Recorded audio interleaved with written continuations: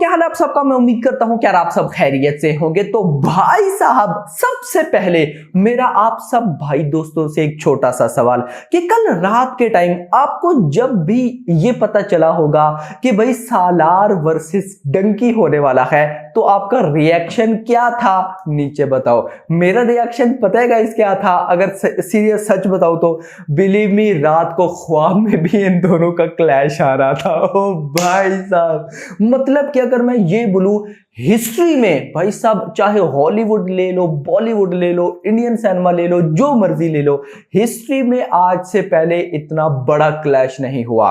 मतलब कोई सोच ही नहीं सकता ना। एक होता है ना कि आपकी थिंकिंग वहां पर जाती है, लेकिन इस पर थिंकिंग जाती ही नहीं है, पहले ही खत्म हो जाती है। लेकिन कल सचमुच ऐसा हुआ।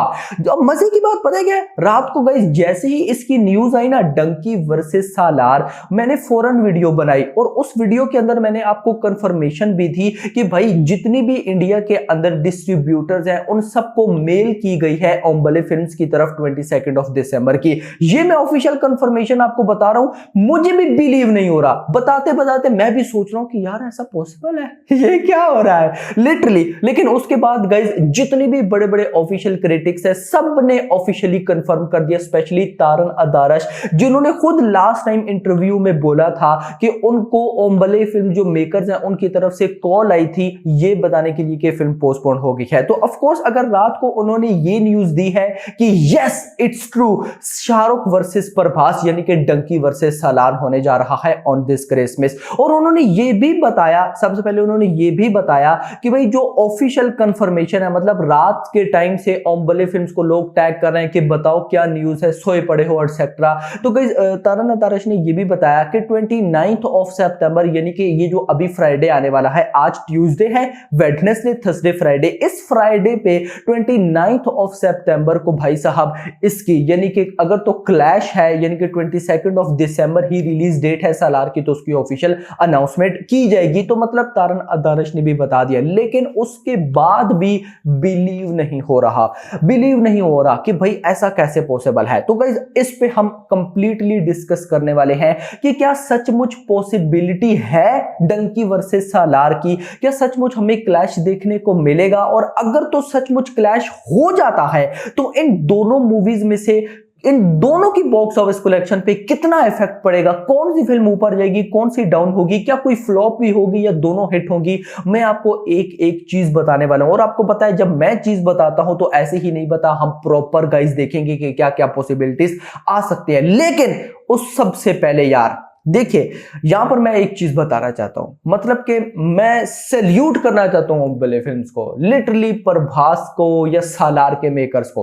रीजन, जब गाइस 28 सितंबर की पोस्टपोन की न्यूज आई कि 28 सितंबर को सालार नहीं आने वाली, और न्यूज भी कब आई, जब जवान का ट्रेलर आना था। तो गाइस तब सारे जवान के फैंस ने ये बोला कि भाई जवान की वजह से क्या नाम है, सालार डर के भाग गई।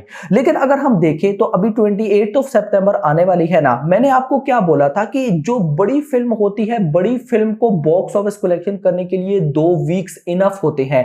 देख लेना जवान को, बेस्ट एग्जांपल, 2 वीक्स भी नहीं, 2 वीक्स और गाइस कितना कर लिया, 1000 करोड़, मतलब कि इनफ होते हैं 2 वीक्स और कुछ दिन ही लगे।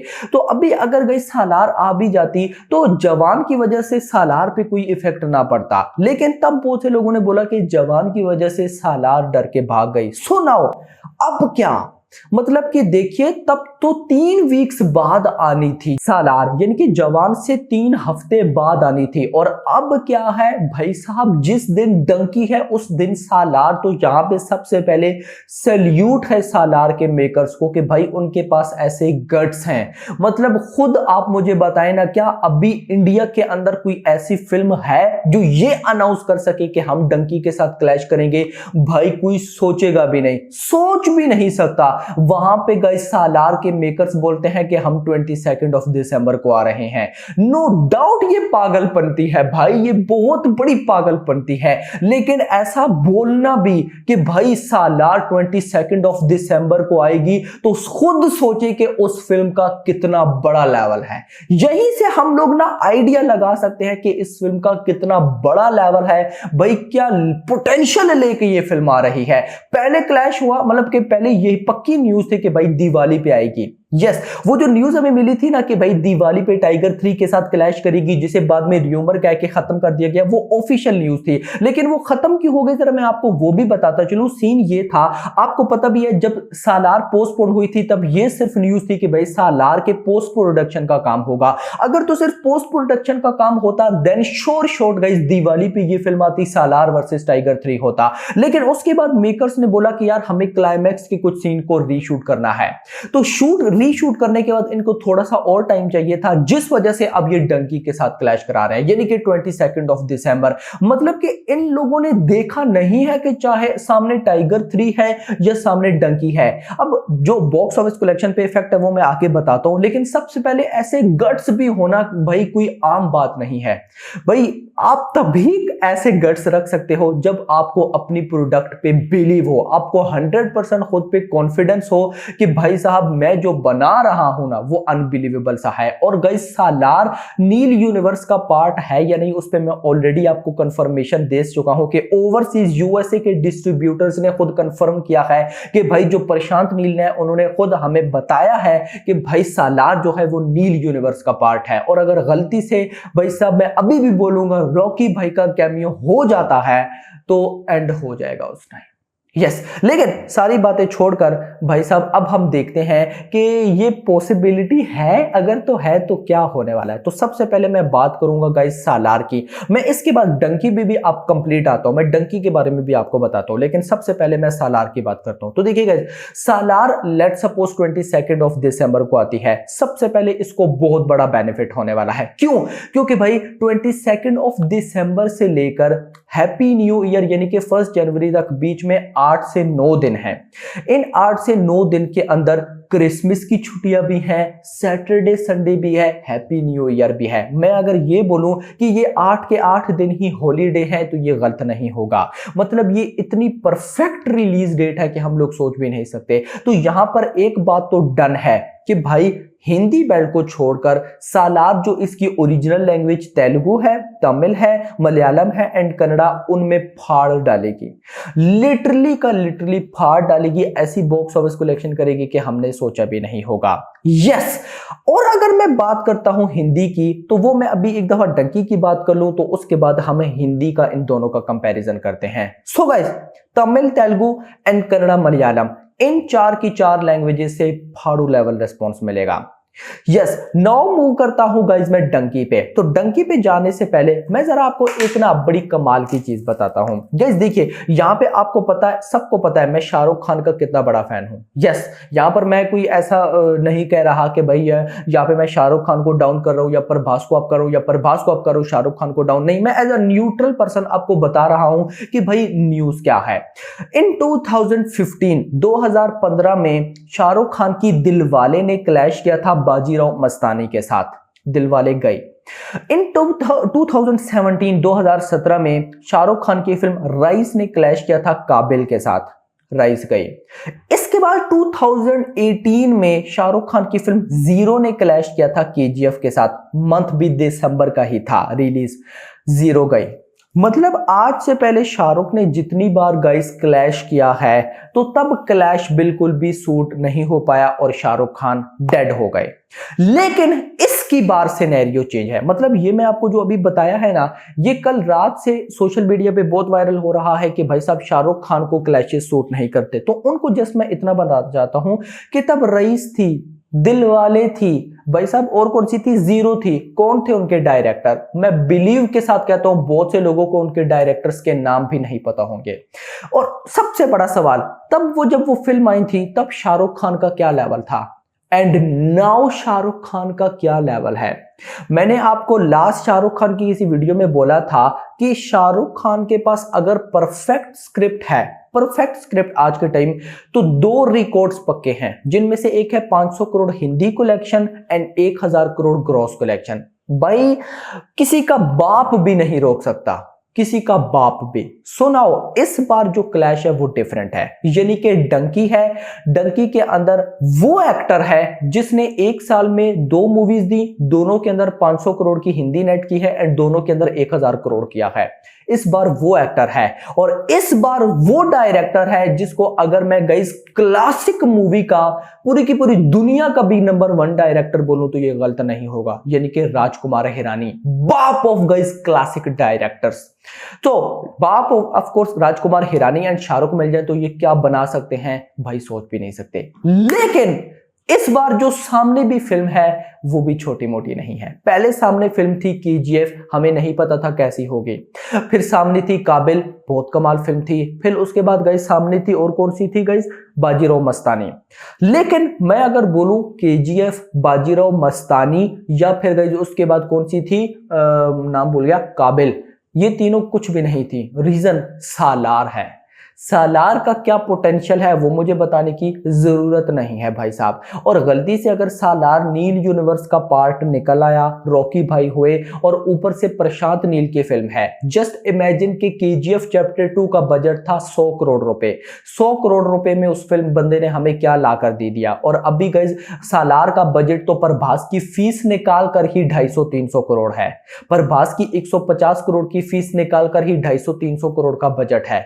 तो क्या होने वाला है, तो इस बार जो क्लैश है ना भाई, ऐसा क्लैश हिस्ट्री में आज से पहले सोचा ही नहीं गया, होगा तो दूर, होगा तो दूर। सो नाउ अब मेजर बात करते हैं कि इन दोनों की हिंदी बॉक्स ऑफिस कलेक्शन पे क्या इफेक्ट करेगा। तो देखिए गाइस, सिंपल मैं आपको बताऊंगा, ये मत सोचिएगा कि डंकी अगर हिंदी बेल्ट में है, मतलब बॉलीवुड की है, तो डंकी को शोज ज्यादा मिलेंगे और सालार को शोज कम मिलेंगे। नहीं भाई साहब, मैं आपको बताता चलूं, जवान अभी जब रिलीज हुई थी तो जवान के डे 1 के अंदर शोज थे 20,000। कितने? 20,000 शोज थे। अब अगर लेट सपोज डंकी वर्सेस सालार होता है तो मान लेते हैं कि भाई डंकी अगर बॉलीवुड की फिल्म है तो इसको दे दिए जाएंगे 12,000 शोज और सालार को दे दिए जाएंगे 8,000 शोज। फर्क क्या है? फर्क यह है कि ये दोनों की दोनों मूवीज मार खाएंगी। यस, ना तो डंकी ऊपर है ना सालार ऊपर है।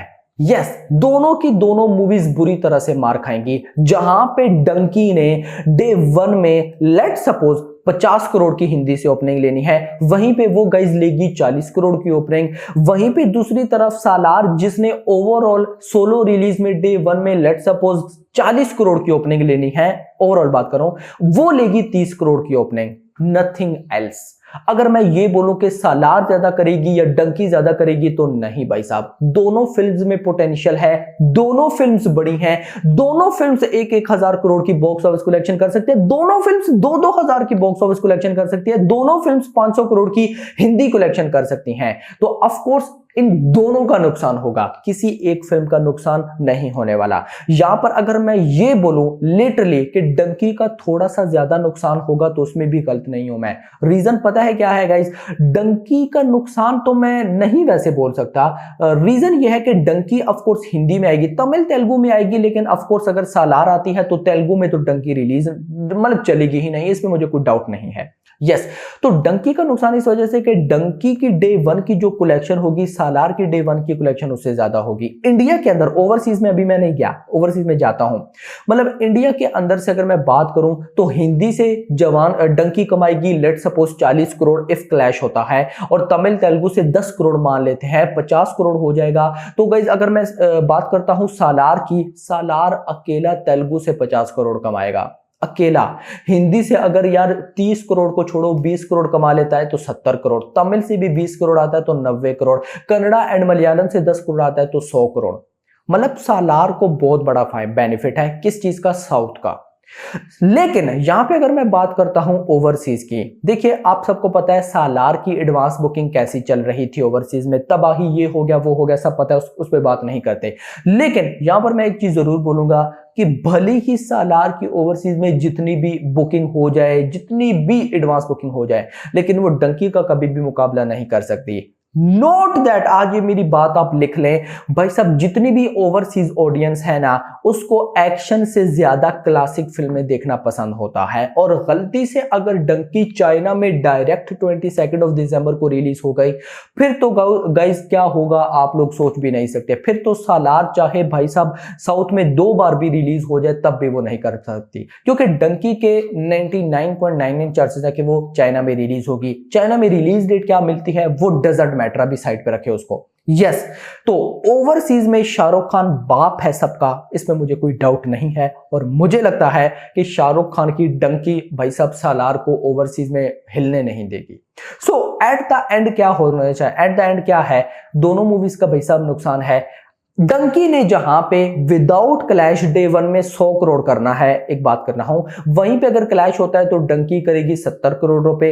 वहीं पे सालार जिसका शॉर्ट पोटेंशियल है डे 1 में वर्ल्ड वाइड ग्रॉस का, ट्रिपल आर की डे 1 की कलेक्शन 224 करोड़ को बीट करने का, यानी कि 250 करोड़। मैं अभी भी बोलूंगा सालार डे 1 में 250 करोड़ कर सकती है, लेकिन अगर डंकी के साथ क्लैश होगा तो वो 200 करोड़ करेगी और मे बी या उससे भी कम करेगी।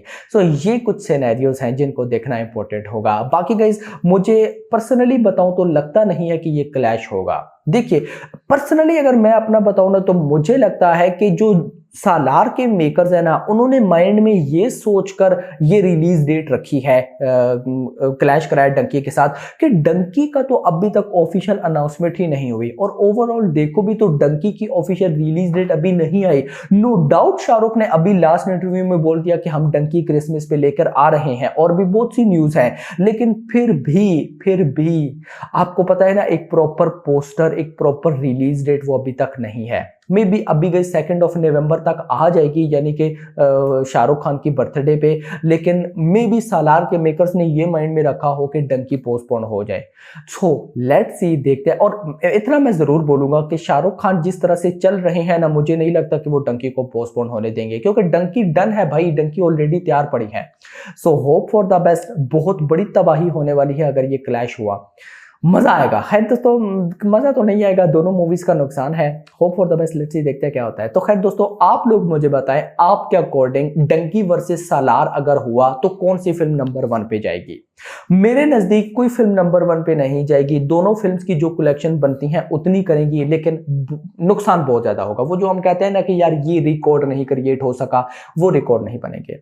So hope for the best. अगली यानी फिल्म, थैंक्स फॉर वॉचिंग।